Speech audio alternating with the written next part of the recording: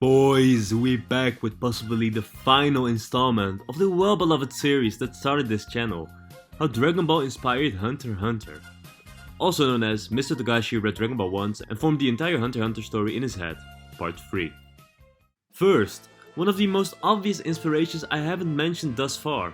Goku's Janken Fist from early in the story is the obvious inspiration for Gon's Janken attack. They were acting slick by making it seem like Gon had a fascination with rock paper scissors from early on in the manga. But actually it was a master plan to subtly hide the fact that this is just another Dragon Ball inspiration spread throughout this story. You heard it here first. Or not. The third arc of both stories feature a group of characters with obvious horror inspirations. You got a vampire, a mummy, a previously established mentor figure of the main character, who also was once violently attacked by the main character, a fortune teller, an invisible man, and Spike the Devilman, who is in both groups, somehow. Amazing. Also, the fortune teller Baba storyline is similar to the Trick Tower section of the Hunter exam, where the 5 hunters need to take on 5 prisoners. In Dragon Ball you got the 5 diverse fighters of Goku, Krillin, Yamcha, Appa and Puar taking on a group full of dead people, most of which are evil or at least seem so, which is similar to Gon, Killua, Leorio, Kurapika and our boy Tompa taking on the sentenced prisoners.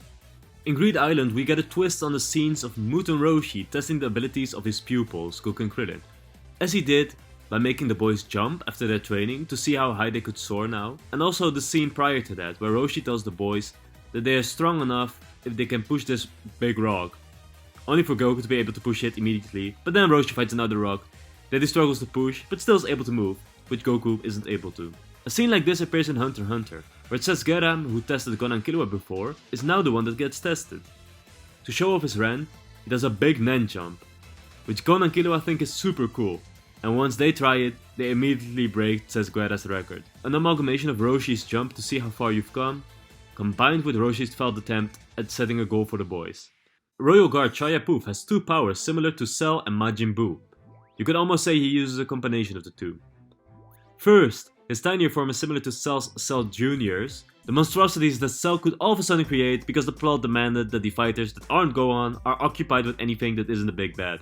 The way Poof uses these tiny Poofs as a way of regeneration is similar to how Buu cannot be destroyed in one go. Even if his body is split into tiny pieces, those pieces will turn into mini Boos, which can form together into a big Buu. Also, Poof's ability to change his body on a molecular level is the same as Buu. And speaking of Komugi and Buu, Komugi was inspired by the blind kid who Buu helped regain his eyesight. Here are the facts. Komugi is a prodigy who helped make one of the most monstrous creatures see the beauty of life and humanity, and was the major key to make Meruem see the light.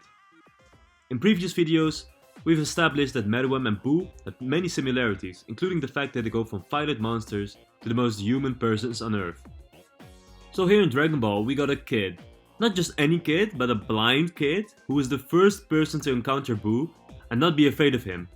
Similar to how Komugi was never aware of how the king looked and thus was able to play him calmly in Gungi, unlike Meruem's prior opponents, which is part of what led to Meruem's affection for her.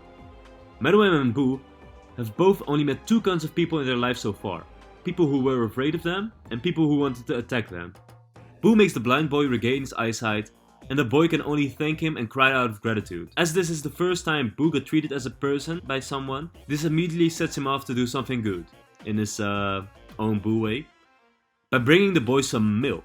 This is similar to Meruem going against his own selfish desires for Komugi. Even when he resolves to stop caring about her, it is impossible for him to do so. And this ties all the way back to my first video where I compared Meruem's inner conflict with Buu's inner conflict. As you can tell, Toriyama is a master at subtlety, and Togashi certainly learned well from him. And a quick side note, I just found out that the episode that the blind boy appears in has these listed as the major events that happen in the episode. Majin Buu destroying 2/3 of the Earth population is in the same episode as Majin Buu performing his first good deed. Amazing, man, amazing. Also, this is literally the exact same scene in both series. They both got away those 10 days as alien Bugman. Both stories introduce an outer world once the main character reaches their initial goal. Gon finds his dad and gets revealed that the world is bigger than he once knew. Goku becomes the strongest guy on Earth and then finds out that there's life outside of Earth when he meets Raditz. Finally, Jackie Chun and Zeno Zoldyck read the same fashion and style magazines. Now we will blitz through other potential inspirations and references in the story, aside from Dragon Ball. Two series that get directly referenced are Death Note and Doraemon. Death Note here, and here, and Doraemon here, and here. Two references at once here, wow. You got Lum from Urusei Yatsura on the boat, and two Lupins. One is Leorio and the other one has a potential Cagliostro based Nen ability. Also, this guy literally has an ability called Yu-Gi-Oh! That can turn anyone else's ability into a card to use at any time. Incredible! Also, another Yu-Gi-Oh! Reference, there is a video game based on Hunter x Hunter's Greed Island, and Togashi was asked to create a new character for the game. What he came up with is this guy with a Yu-Gi-Oh! Looking ass haircut, who's called Ogyu, the professional card hunter. He appeared in like 4 games as well. If the likeness with Yugi Moto wasn't enough, then just look at his name. Ogyu is literally an anagram for Yu-Gi-Oh! In Japanese at least, since switching up the letters make Yugo be pronounced as Yu-Gi-Oh! Somehow. Trust me. That is all. I think I've exhausted this topic now. If I made another video, I'd have to make giant stretches like the hermit scroll that Hanzo is looking for, that is located on the country bird to commoners is oh yeah, that must be the turtle hermit scroll who lives on an inaccessible island. Wow, the references, bro, the inspiration's crazy. But if you think I missed something, then leave a comment. Also like this video. Now! We shall see if another Hunter x Hunter or Dragon Ball video will appear on this channel. But until that day, bye bye.